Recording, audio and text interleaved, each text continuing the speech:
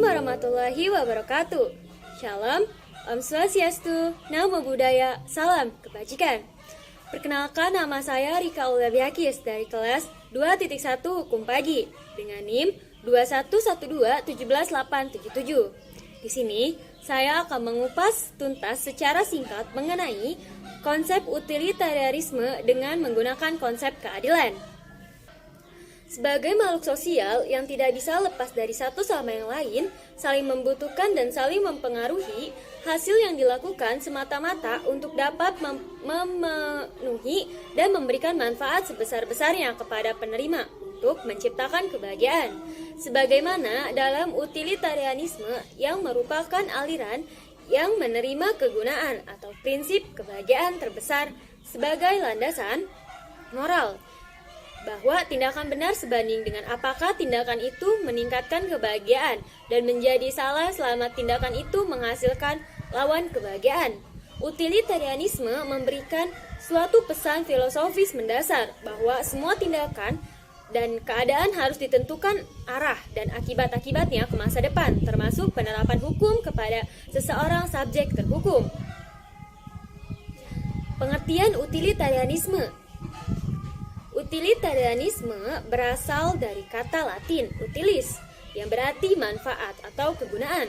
Utilitarianisme adalah paham atau aliran dalam filsafat moral yang menekankan prinsip manfaat atau kegunaan sebagai prinsip moral yang paling dasar. Tindakan yang secara moral benar adalah tindakan yang berguna. Suatu tindakan dinilai berguna kalau akibat tindakan tersebut secara keseluruhan dengan memperhitungkan semua pihak yang terlibat dan tanpa membeda-bedakan orang, membawa akibat baik berupa keberuntungan atau kebahagiaan yang semakin besar bagi semakin banyak orang. Konsep utilitarianisme menurut para ahli. Yang pertama, konsep utilitarianisme Bentham. Jeremy Bentham sangat populer di kalangan masyarakat Inggris hingga sekarang ini. Ia lahir pada tanggal 15 Februari 1748 di London, Inggris. Ayah dan kakeknya berkecimpung di bidang hukum. Ini membuat Bentham memiliki minat yang sangat tinggi terhadap masalah hukum sejak ia kecil. Ia lalu menempuh pendidikan hukumnya di Oxford dan memperoleh kualifikasi terakhir sebagai seorang barrister atau advokat di London.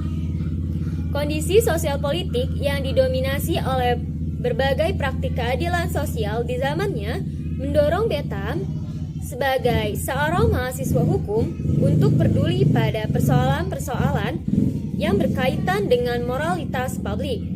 Bentham juga merupakan salah seorang filsuf besar aliran empirisme yang berpengaruh di bidang moral dan politik.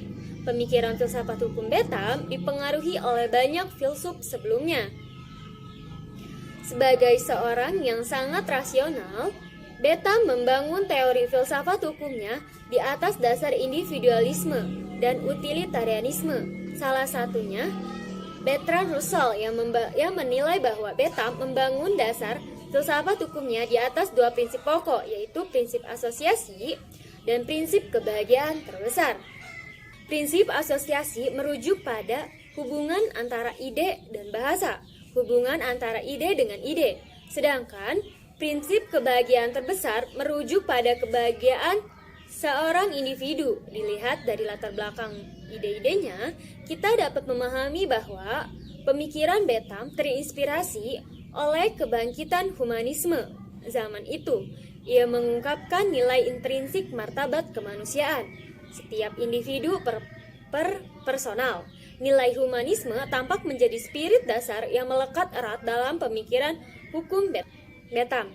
Sebagai pendukung teori kegunaan, Bentham mengatakan bahwa tujuan hukum harus berguna bagi individu masyarakat demi mencapai kebahagiaan sebesar-besarnya. Bentham dianggap sebagai bapak hukum Inggris karena memiliki pemikiran teoritisnya yang dinilai mendukung hukum yang berlaku di Inggris, yakni common law. Dalam teori Jeremy Bentham juga mengatakan bahwa utilitarianisme adalah pandangan yang menyatakan bahwa tindakan perlu dievaluasi berdasarkan manfaat dan biaya yang dibebankan kepada masyarakat. Yang kedua, Konsep utilitarianisme John Stuart Mill. Lahir di London, Inggris tahun 1806, John Stuart Mill atau disingkat J.S. Mill dikenal sebagai tokoh sosial politik dan filsuf etika, khususnya etika yang beraliran utilitarian.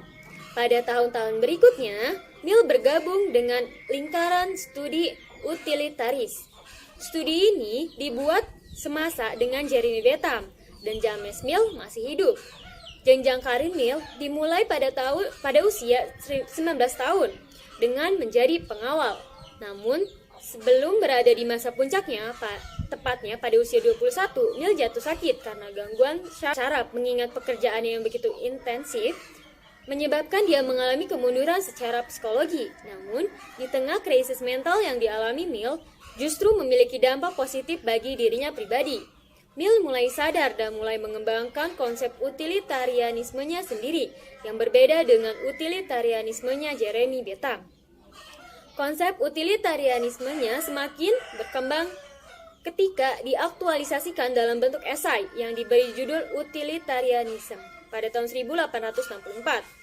Dalam rangka menjelaskan ide atau gagasan John Stuart Mill mengenai utilitarianisme akan dijelaskan melalui 4 klarifikasi. Namun kali ini saya akan membahas satu poin penting saja, yaitu tentang konsepsi dan aksiologi dari utilitarismenya J.S. Mill. Ide-ide atau konsep ini dituangkan dalam bentuk aksi nyata. Aksi pertama berangkat dari sebuah hipotesis mengenai keseriusan manusia dalam mencapai kebahagiaan. Hal tersebut Mill buktikan dengan kesadaran akan pentingnya nilai dari yang didambakan oleh manusia.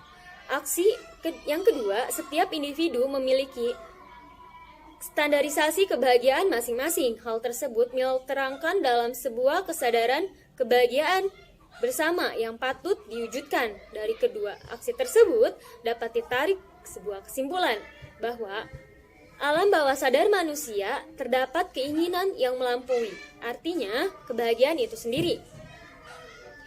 Tujuan hukum utilitarianisme dalam hukum di Indonesia.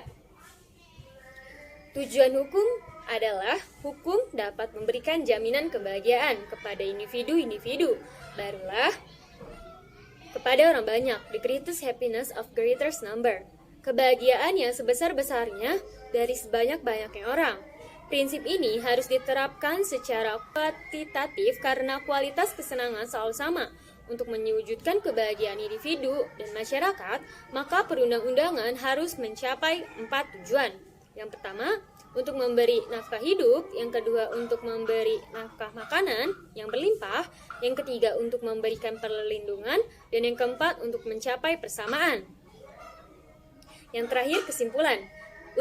Utilitarianisme pertama kali diperkenalkan oleh Jeremy Bentham dan dikembangkan oleh John Stuart Mill di kemudian hari.